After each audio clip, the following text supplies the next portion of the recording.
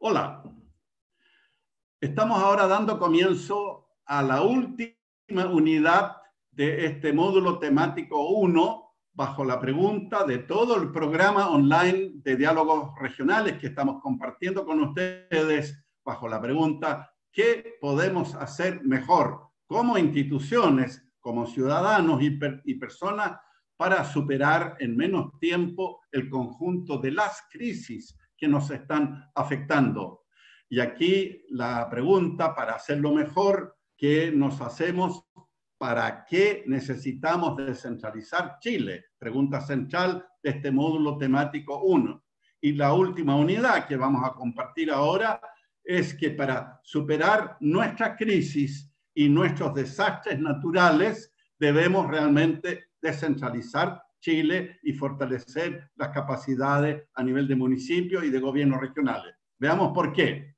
Me presento, soy Heinrich von Berg, coordinador de este programa, profesor titular del IDER, ex rector de la Universidad de la Frontera, presidente nacional de la Fundación Chile Descentralizado y el año 2014 vicepresidente de la Comisión Asesora Presidencial en Descentralización. El marco ético y político que les hemos estado proponiendo y que seguiremos compartiendo con ustedes para todo este programa es que nuestro querido Chile es lamentablemente todavía un país de profundas desigualdades, tanto sociales como territoriales. Y sabemos que las desigualdades sociales y territoriales se potencian y retroalimentan recíprocamente, fortaleciendo el círculo vicioso de lo que todavía nos queda como subdesarrollo. Y eso requiere, como lo hemos dicho, y muchos lo han dicho, un nuevo pacto social por un lado, pero también un nuevo pacto territorial, porque la reducción de las brechas sociales, donde se logra o no se logra, es a nivel de los territorios. Recordemos entonces los distintos niveles de crisis, las distintas dimensiones de crisis que tenemos que asumir y ojalá controlar como sociedad y como país.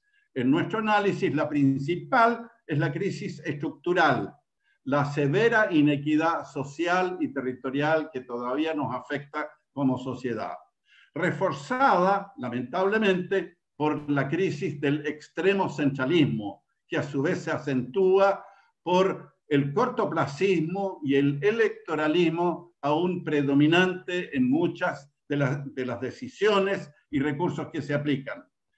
La crisis de sustentabilidad ambiental de nuestra capital, que se hace cada vez más insostenible.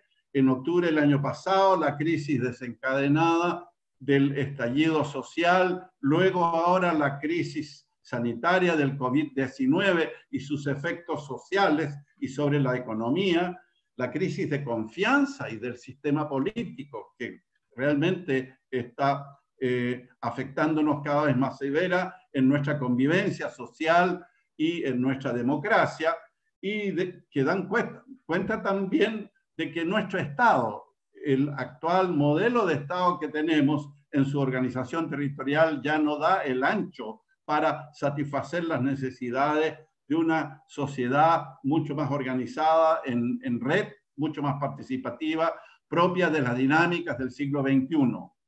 Bueno, y enfrentar y superar, ojalá, y pronto, el conjunto de todas estas crisis requiere de una serie de medidas, entre las cuales, ya lo hemos dicho, está un nuevo pacto social y territorial, un nuevo trato entre el Estado y sus territorios, y eso significa, recordémoslo, como lo dijimos inicialmente, avanzar en descentralización, elegir a nuestros gobernadores regionales, empoderar a los municipios, a los gobiernos regionales y a la sociedad civil, instituir una gobernanza articuladora y colaborativa, muy necesaria tanto a nivel en la relación vertical entre el nivel local, regional y nacional, pero también de multiactores, entre los actores públicos, privados, académicos y sociales. Y claro, sabemos que una crisis bien asumida, y se trata de eso, también nos abre oportunidades para alcanzar un mejor desarrollo. Y Chile ha sido y seguirá siendo un país de desastres naturales. Es simplemente un dato de la causa frente a la cual tenemos que prepararnos mejor, porque hemos tenido y seguiremos teniendo terremotos, tsunamis, inundaciones, derrumbes, mega incendios, aunque no nos guste. Esa es nuestra realidad. Y la realidad es también que estos desastres naturales llegan en forma inesperada, no tienen tiempo de anuncio previo. Y por lo tanto, quiero aquí invitarlos a comparar los desastres naturales con un estudio que la Fuerza Aérea de Estados Unidos encomendó el año 1964 a un grupo de consultores encabezados por un señor de nombre Paul Baran. ¿Qué es lo que compararon ellos? ¿Cuál es el sistema de sociedad que permite enfrentar mejor un ataque militar inesperado? Bueno, nadie quiere que en Chile tengamos un ataque militar menos inesperado, pero les invito a hacer la comparación de un ataque militar inesperado con una catástrofe natural inesperada. Y ellos compararon entonces la capacidad de respuesta de un sistema centralizado, de un sistema descentralizado y de un sistema distribuido en red. Ojo, ya el año 64 algunos pensaban en sistemas distribuidos en red. Bueno, la diferencia entre estos tres sistemas no está en los puntos que ustedes ven ahí, esos puntos negros, porque cada uno de esos puntos significa la capacidad de tomar decisiones inteligentes, autónomas y oportunas, en forma automática, en forma autónoma y oportuna. Por lo tanto, la diferencia entre los tres sistemas no es, si ustedes cuentan todos los puntos negros que están aquí, la sumatoria de ellos es la misma. El punto de comparación es cómo se relacionan esos distintos puntos entre sí. Y claramente en el sistema distribuido en red, ya sea que ocurra aquí un terremoto, un desastre natural en alguna parte de nuestro país o un ataque militar, bueno, reacciona en forma espontánea y oportuna y rápida e inteligente el conjunto del sistema. La comparación entre estos, por lo tanto, significa principalmente cómo se relacionan esos nodos inteligentes capaces de tomar decisiones autónomas y oportunas, cómo se relacionan y conectan entre sí. ¿Cuál es la reacción de apoyo recíproco, de solidaridad y de interacción entre ellos?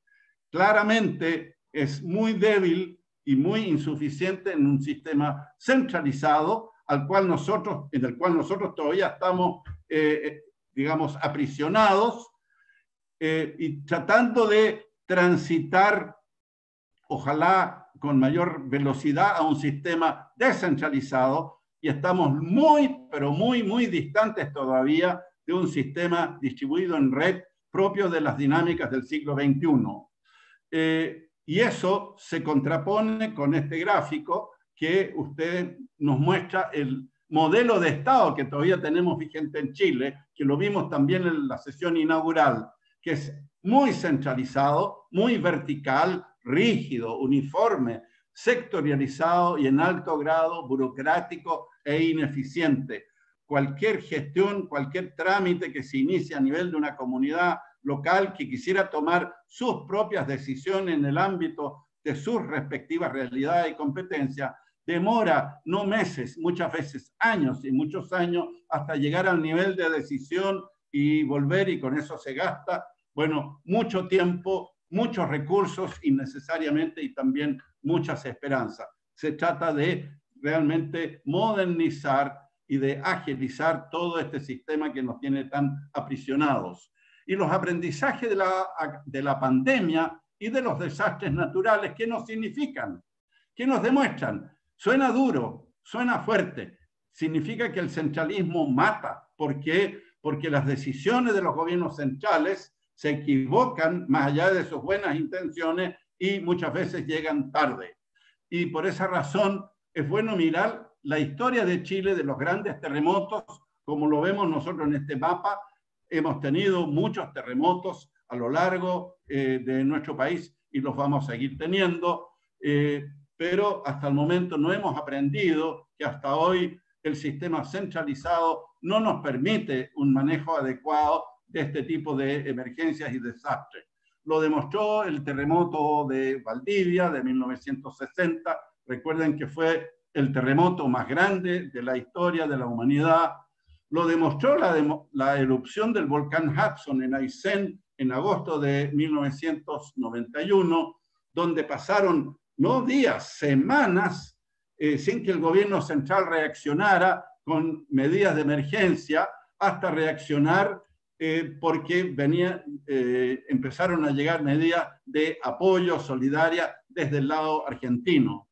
Esta mascarilla que ustedes ven aquí no es por COVID de la época, sino que simplemente por la nube de ceniza que inundó toda esta zona. Lo demostró también el terremoto de febrero del 2010, donde, claro, se podrían haber manejado mucho mejor distintos dramas si las decisiones se hubieran podido tomar más y mejor a nivel local y se podrían haber evitado muchísimo sufrimiento y muchísimas muertes. En el volcán Chaitén hay un interesante aprendizaje con la erupción que se produjo en mayo del 2008, porque en ese caso, a diferencia de lo que casi siempre ocurre, el intendente de la época, nuestro amigo Sergio Galilea, se echó al bolsillo todas las disposiciones públicas que le impedían tomar decisiones y simplemente en poco tiempo movilizó la Fuerza Aérea, la Armada, las empresas y logró en 24 horas realmente evacuar en forma urgente la población de Aysén, en una medida que fue épica y que fue realmente muy, muy demostrativa de la necesidad de poder hacer decisiones a los municipios y a los gobiernos regionales. En la tragedia del fiordo de Aysén en abril del 2017, recordemos que hubo un enjambre de sismos previos, frente a los cuales las autoridades centrales de la época no adoptaron ninguna medida preventiva. Y bueno, luego se produjo el desastre con muchos muertos. En el estallido del volcán Calbuco, recuerdo que lo veíamos en televisión con el intendente parado frente a la televisión, con la erupción a sus espaldas, y le preguntaban, bueno, ¿y qué medidas va a tomar, intendente? Y él respondía textual: estoy esperando instrucciones de Santiago. Eso es exactamente lo que no puede seguir ocurriendo. Los estallidos sociales, que en su mayoría han tenido un origen territorial por necesidades acumuladas, no oportunamente escuchadas ni atendidas, como ha sido el caso de Magallanes, Aysén, Calama, Isla de Pascua, Freirina, Corral, Quellón, Tocopilla, Chiloé, más recientemente Quintero, Puchuncaví. Bueno, eso tampoco puede seguir ocurriendo de ese modo, como lo demuestra además el estallido social ya de octubre del año pasado, que demuestra que hay toda una necesidad, una rabia, una insatisfacción acumulada en la ciudadanía. Nosotros no decimos que todo esto lo resuelve la descentralización, pero claramente tanto el estallido social como la pandemia nos demuestra que tenemos que fortalecer las capacidades de los municipios, de los gobiernos regionales, para mejor poderse hacer cargo de las decisiones más próximas, más cercanas, de situaciones inesperadas, desde luego, adecuada coordinación con el nivel central, pero no teniendo que esperar las instrucciones desfasadas y muchas veces equivocadas que toma el nivel central del gobierno. En conclusión, tenemos que el centralismo en Chile, el centralismo extremo, bloquea y ahoga el desarrollo del país, por lo cual es necesario descentralizar, e instituir un nuevo trato entre el Estado y los territorios, con más poder, más competencias y recursos para los municipios y los gobiernos regionales, con una mejor gobernanza colaborativa, articuladora entre el nivel nacional, regional y local. Todo esto ¿para qué? Para lograr un mejor vivir, con más ingresos, con mejor salud y educación, con mejor vivienda, seguridad, conectividad, cultura y recreación, no para algunos, sino que para todos los habitantes, y no solamente para algunas, sino que para todas las regiones y comunidades y territorios de Chile. El primer granito en esta dirección, por primera vez en nuestra historia republicana, será la elección de nuestros gobernadores regionales, que a diferencia de los de intendentes, van a estar dotados de estabilidad, de un programa y de conexión con la ciudadanía, y los vamos a poder elegir en abril del 2021, donde corresponde, junto a las elecciones municipales. Y el segundo granito va a ser el proceso constituyente, que va, esperamos, establecer un mandato explícito en la futura Carta Magna de un nuevo pacto social y territorial para el mejor vivir, el mejor desarrollo justo y digno para todos nuestros habitantes a lo largo de todo el territorio nacional. Muchas gracias y hasta el próximo módulo temático 2 y luego el 3, el 4 y el 5. Hasta entonces.